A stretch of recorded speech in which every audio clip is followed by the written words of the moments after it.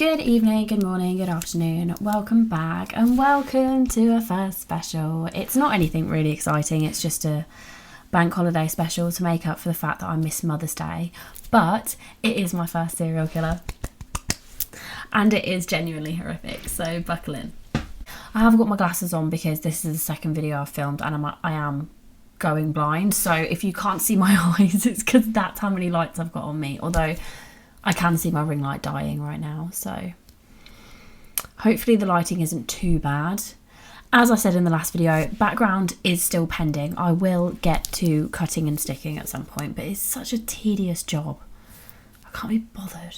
So I'm going to be talking about the serial killer Robert Hansen. I don't think it's one of the more well-known cases, which we know that I like to do. I'm not really going to be doing like Bundy's, Dahmer's, Gacy and all stuff like that, because they've been spoken about to death. Like, everyone knows everything. I do have a very, very good other serial killer to talk about. I mean, not good as in good, but I hate the boy so much. But it will be a really interesting video. My train of thought's gone. So, trigger warnings for today's case. This does obviously involve murder. It involves the death and hunting of animals. It involves murder of sex workers. It involves rape. It's genuinely horrendous. So if that's something you don't want to listen to at the moment, I completely understand. It is a really rough case. So I will see you for another video if you're not feeling up to it. But if you are, buckle in, let's go. Content warning, as always, strong language. Robert Christian Hansen was born on the 15th of Feb 1939 in Iowa, and he was the eldest of two children to his Danish parents, Edna and Christian. The family moved to California in 1942, but didn't stay there very long and moved back to Iowa in 1948, settling in Pocahontas. Robert's father owned a bakery, so they were all very well known within the community. I believe it was quite a small town, and Robert worked there from a teenager. Now, for some reason, Robert was naturally left-handed, but was forced to use his right hand for some unknown, bizarre reason. I don't know, it was quite a long time ago and people had weird superstitions and things, so maybe that was why. But because he was forced to use his right hand to do everything, this somehow resulted in Robert developing a lifelong stutter. Robert was painfully shy and he had a stutter and he had quite bad acne that resulted in him being permanently scarred.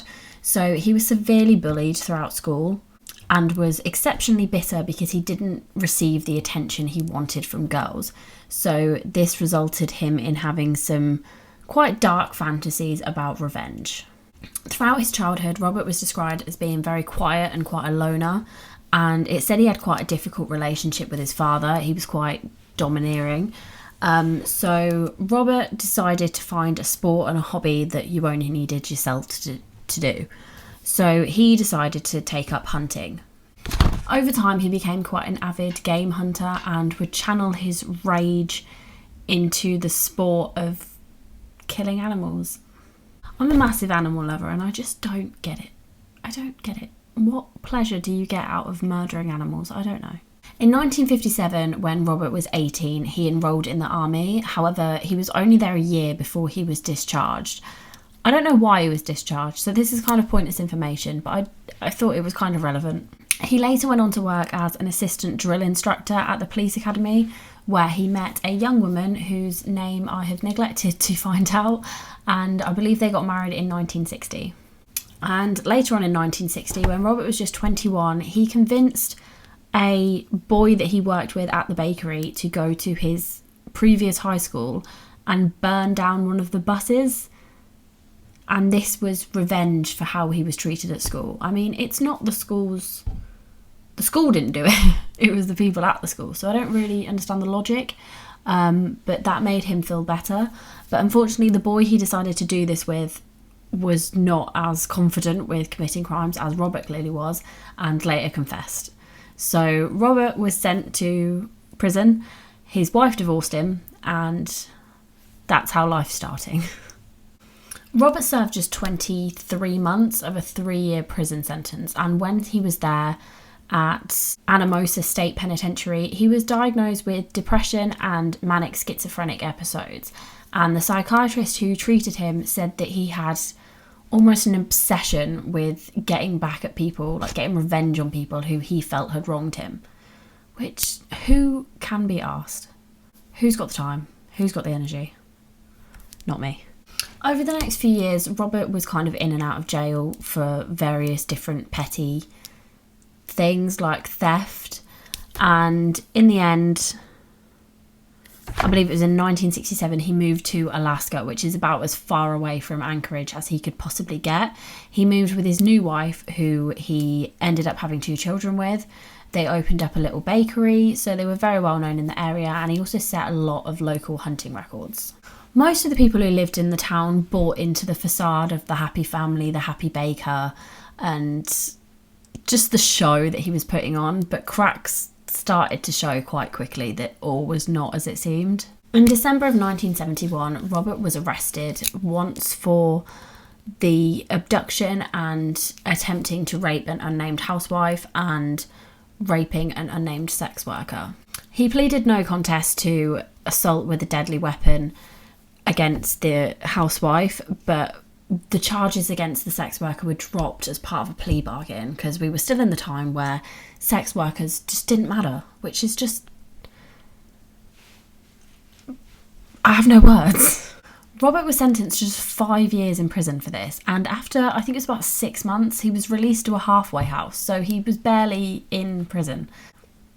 However, in 1967, he was caught and charged for larceny for stealing a chainsaw from a local hardware store.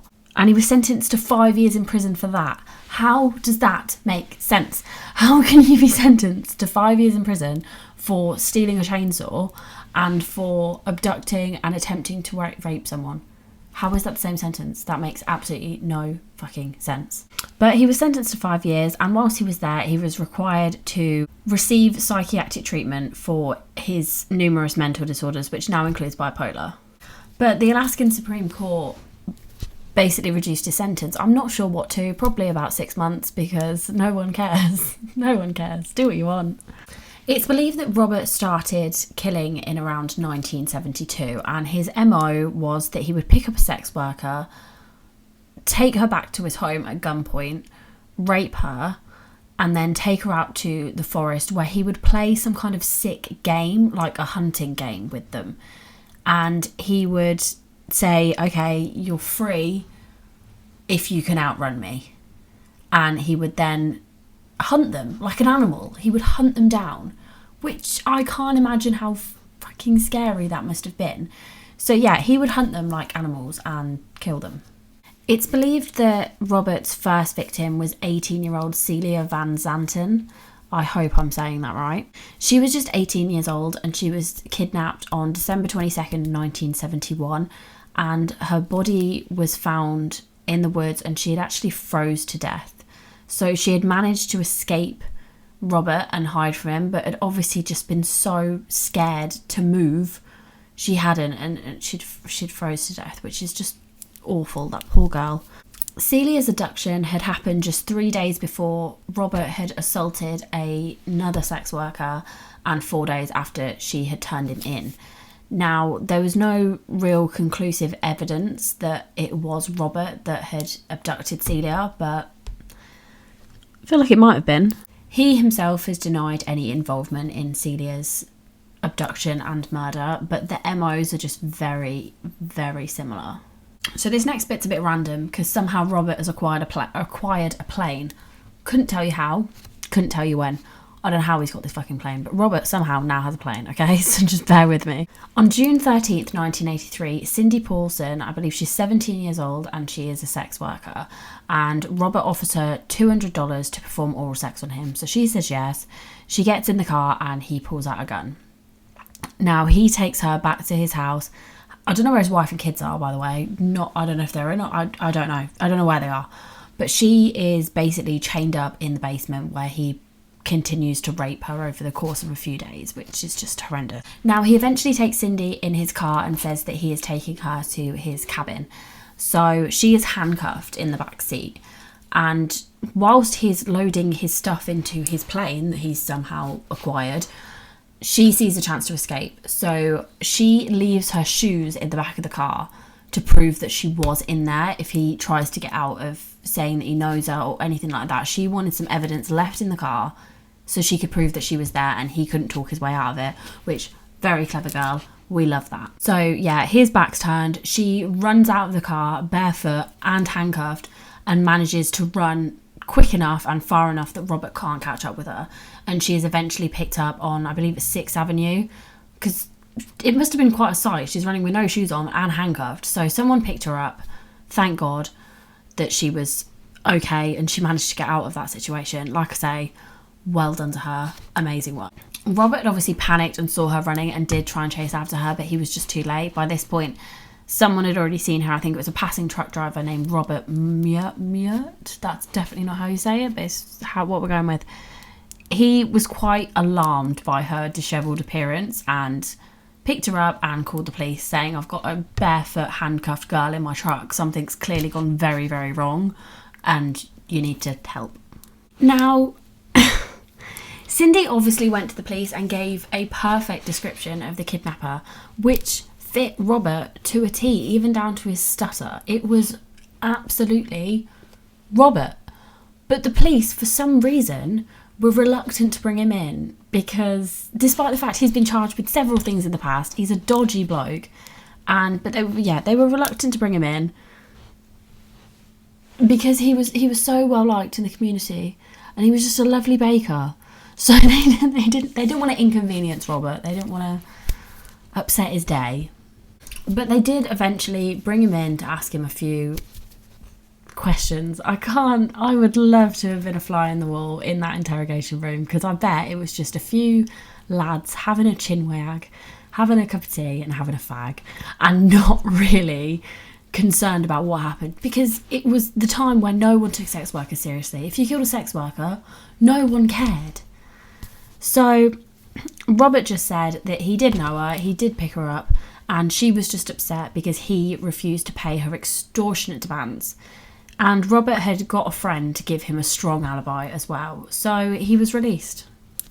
And that was that. Thankfully, Alaskan state troopers were doing their job and they became convinced that a serial killer was at large because they kept finding bodies of sex workers, dancers, and they all appeared to be dying in a similar fashion. They all had the same MO, like I said. Detective Glenn Floth was part of the Alaskan State Troopers who were investigating the amount of bodies that they kept finding. Now, I am just going to read this bit from my bit of paper because I can't see properly to keep bopping up and down. So, I don't like doing this because it feels very unprofessional. I do apologise. The first of the bodies was found by construction workers near Eklundtha Road. The body, dubbed something Annie, can't read it, I'm so sorry, by investigators, has never been identified. Later that year, the body of Joanna Messina was discovered in a gravel pit, and in 1982 the remains of a 23-year-old Sherry Moreau were discovered in a shallow grave near the Knik River. Flo believed that all of these women had been killed by the same person, and Hansen was the prime suspect. So the police just needed to get some evidence. They needed to look a bit harder and stop referring to him as the lovely baker in town who can do no wrong. They needed to dig a little bit deeper, try harder. Now, this next bit is amazing, and this is why I love shit like this, because the case I covered the other week, the bombs, threats and sheep's heads, that bit of investigation with the blood work is unreal, and how they figure these things out is just unreal. The FBI doing a criminal profile, a profile of what they think the killer is like, and it's down to a T, and it's so, how do they do it? It was Special Agent John Douglas that was tasked with making the criminal profile, and he deserves a pay rise for this, because 10-10. He theorised that the killer was likely an experienced hunter, had very low self-esteem, had a history of being rejected by women, so he's developed some form of hatred towards women.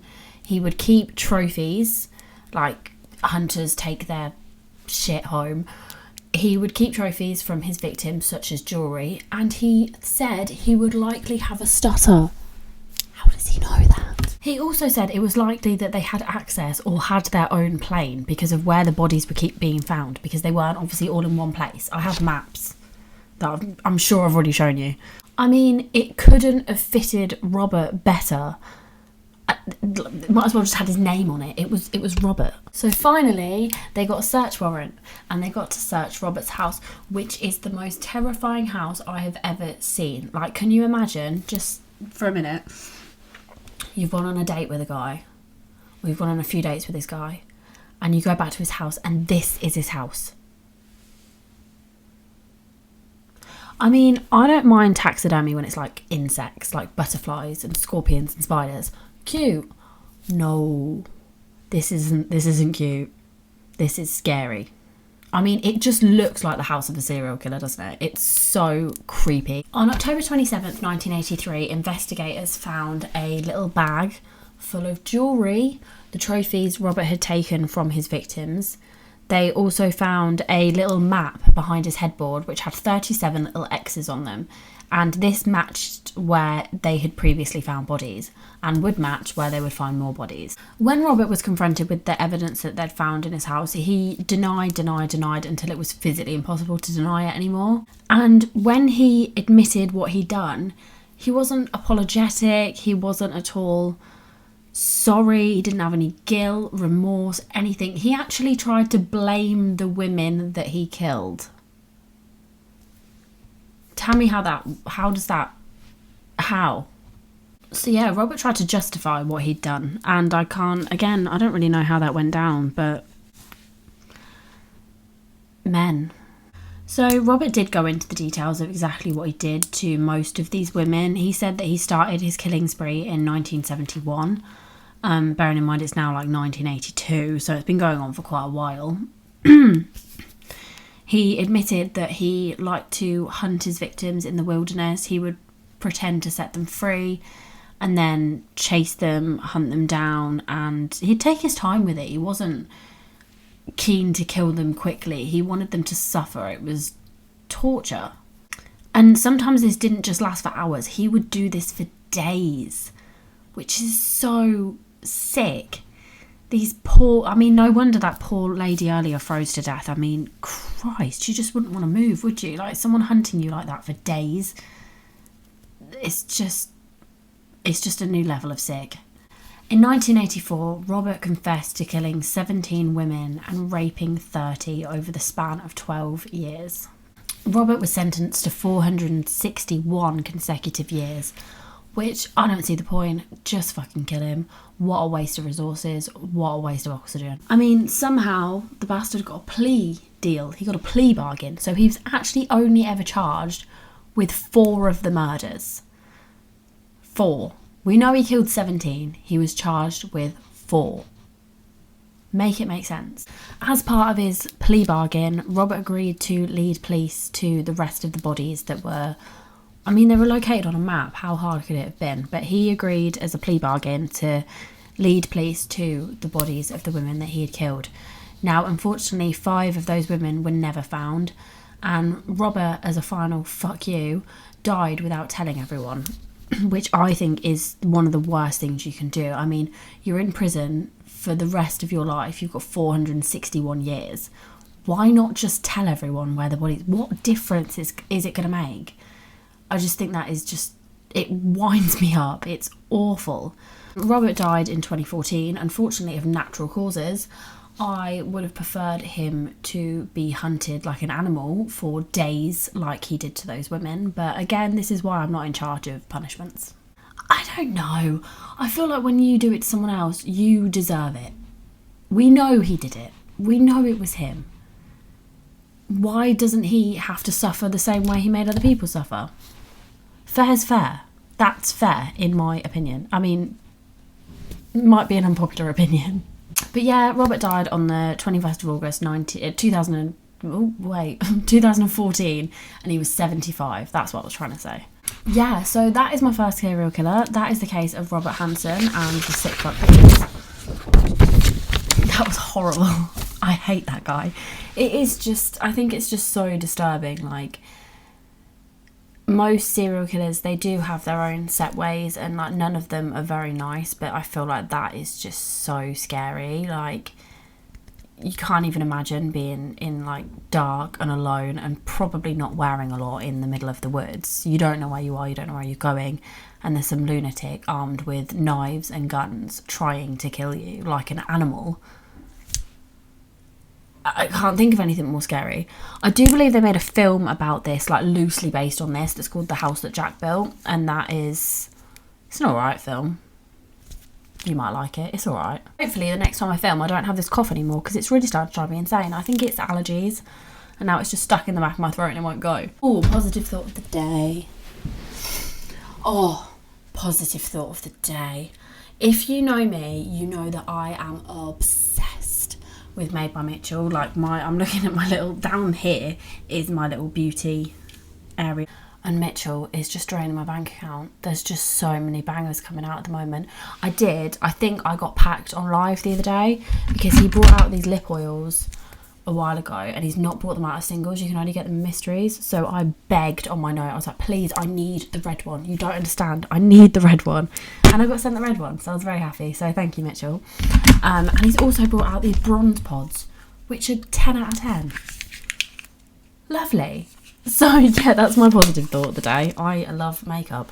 Oh, it still hasn't made me feel better about that. That was very rough. I will be back next week, not with a serial killer. I doubt it will be something more upbeat because it's still going to be murder. Make good choices. Make good choices. Don't kill animals. Don't bully people at school because they've got a stutter, because they might turn into an absolute fucking psychopath because of it. Don't get mad, and I'll see you next week. Bye. I meant to put fantasising. I put fraternising. Oh no, that's a spot. My train of thought's gone because this boils my piss. Good question. Oh God. The time. Jesus. Detective asking skate. Oh my God. Found by constructors. Like the my brain, like criminal. Is it background? Special Agent